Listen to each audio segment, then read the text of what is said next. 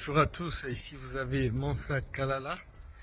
Je suis actuellement en Europe en séjour. Donc j'ai vu quelque chose de très important ici que je vais vous montrer. Je suis précisément dans un institut de recherche, donc un institut scientifique. Donc arrivé là, je vais vous montrer. Je serai dans un bureau, donc je vais baisser la voix. Je suis donc désolé pour ça. Tout à l'heure. Ok, donc je suis là. C'est un peu noir. Désolé. Voilà, c'est un peu noir, mais ici ça va. Donc je vais essayer d'allumer, voilà, l'ampoule. Voilà. Voilà, je crois que c'est plus clair maintenant. Donc comme je le disais, je suis dans un bureau en Europe, dans une ville voilà, européenne et dans un institut de recherche scientifique.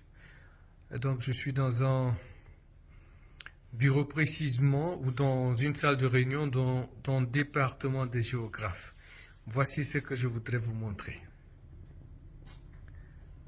Très bien. Donc vous voyez la carte de l'Afrique, mais une carte qui n'a pas la position que nous avons l'habitude de voir. Donc elle est renversée. Et je la rapproche. Vous voyez Alkebulan. Et donc Alkebulan, pour ceux qui ne le savent pas, est le vrai nom de notre continent, qui veut dire mère de l'humanité. Donc c'est avec l'arrivée des Européens que ce nom Afrique, voilà, a été collé à notre continent. Je crois que j'aurai le temps de vous expliquer mieux dans d'autres vidéos. Et donc, l'autre remarque à faire sur cette carte, c'est que quand je zoome un peu sur l'Afrique de l'Ouest, bon, qui est normalement l'Afrique de l'Est, vous voyez que il n'y a pas de pays comme les colons l'ont fait en découpant notre continent en 54 morceaux qu'ils ont dénommés pays. Mais vous voyez, la diversité africaine est marquée ici par des cultures ou des langues. Vous voyez Manding, Fouta-Djalon, Wolof, ainsi de suite. Voilà. Donc pour vous dire que voici la véritable carte de notre continent. Alors, je crois que vous vous rappelez que j'avais fait une vidéo. Et cette vidéo, c'était au Kalala Life School, où j'étais en train d'enseigner aux enfants. Et j'ai parlé de la véritable carte d'Afrique, la vraie position. Mais il y a certains qui, malheureusement, ont contesté et ont cru que j'étais en train de raconter du n'importe quoi. Donc, voici la véritable carte de l'Afrique dans un institut de recherche scientifique européen et ou dans une unité des géographes. Pour vous dire que nous sommes à une ère où nous avons besoin de nous ouvrir aux informations, où nous avons nous-mêmes besoin de vulgariser les vraies informations. Je voudrais vous montrer cette carte. Pourquoi? Premièrement, c'est pour vous laisser comprendre que la carte est un instrument géopolitique, un instrument de manipulation. Pour votre histoire, la carte de l'Afrique qui est placée naturellement sur la carte du monde et que nos enfants, que nous-mêmes avons appris à l'école et nos enfants continuent d'apprendre à l'école, a été conçue par celui qu'on appelle Gérard Mercator. Ça, c'était au XVIe siècle. Il voulait le faire pour servir les commerçants, disons, qui faisaient le commerce sur les mers. Mais vers la fin, cette carte a été utilisée à des fins géopolitiques. Et cette carte a été faite avec des erreurs qui, à mon avis, ont été reconduites expressément. La première erreur, c'est ce que vous venez de découvrir. la carte a été renversée. Pourquoi? Parce que comme ça, on voit l'Afrique qui reste au sud. C'est pourquoi on nous appelle souvent les nations du sud. Ne serait-ce que la connotation. Mais quand vous tournez cette carte comme elle est ainsi, et que vous voyez sur tout le globe terrestre, vous verrez que l'Afrique est au cœur de la carte du monde. Ce qui doit vous dire quelque chose. Et au-dessus des pays européens, de l'Eurasie. Deuxième erreur, ou peut-être faute express, qui a été faite par Gérard Mercator, est que l'Afrique a été diminuée dans sa dimension de 14 fois. Et là, c'est très sérieux.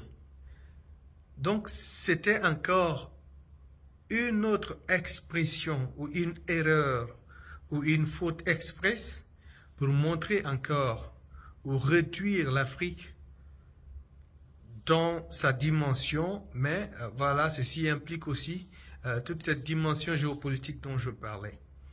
La véritable carte a été reconnue ou peut-être découverte par celui qu'on appelle Arno Peter. C'est un Allemand, c'est en 1974.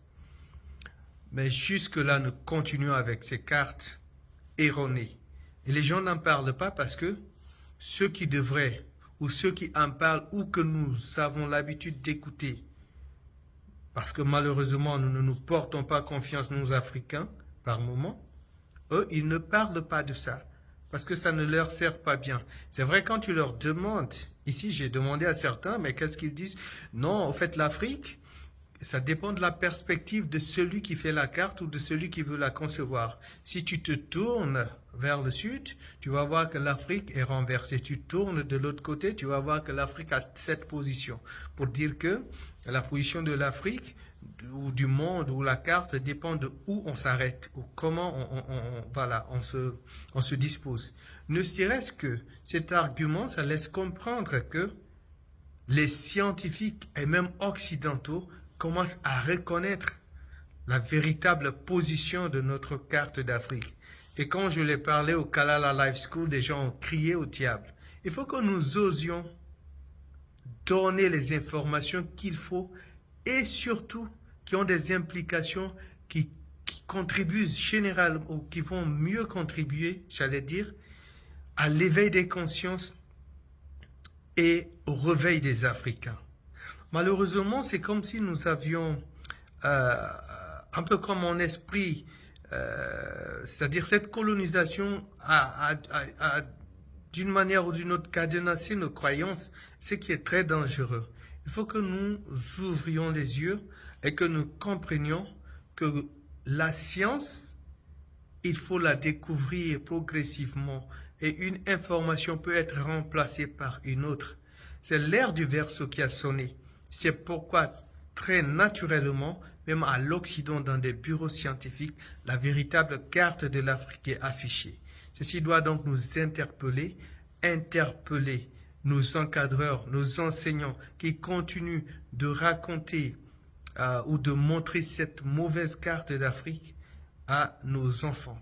C'était donc pour vous dire que le combat continue, l'ère du verseau a sonné, mais surtout, ouvrons-nous aux informations et continuons nous-mêmes de fouiller. Pour ce qui concerne les cartes, je vous recommande vivement de lire le livre de Jean-Paul, je crois on dit Pougala. Jean-Paul Pougala, c'est un grand scientifique géographe camerounais qui donne de bonnes informations sur la carte de l'Afrique et ses implications géopolitiques. Voilà. Et donc, l'autre chose, c'est de croire en nous-mêmes et de nous investir davantage dans tous les domaines de la science parce que nous avons besoin d'une science de solution. Une science de solution, c'est la science qui résout les problèmes de celui qui fait la recherche. Donc nous, les Africains, nous avons besoin de mener une science qui résolve les problèmes des Africains. C'était donc Mansa Kalala